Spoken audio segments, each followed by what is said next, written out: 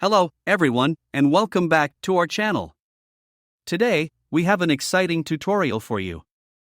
We'll show you how to take those fun TikTok videos and share them as your WhatsApp status, so all your contacts can enjoy them. It's a simple process, so let's dive right in. The first thing you need to do is save the TikTok video you want to share. Let's get started.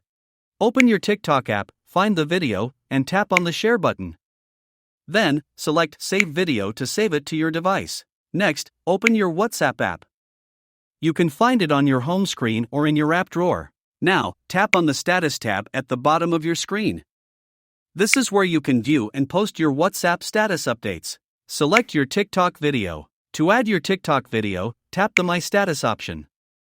Then, Host demonstrates adding text, emojis, or drawings. When you're ready, tap the Send button, and your TikTok video will be posted as your WhatsApp status. It will be visible to all your contacts for 24 hours. And there you have it.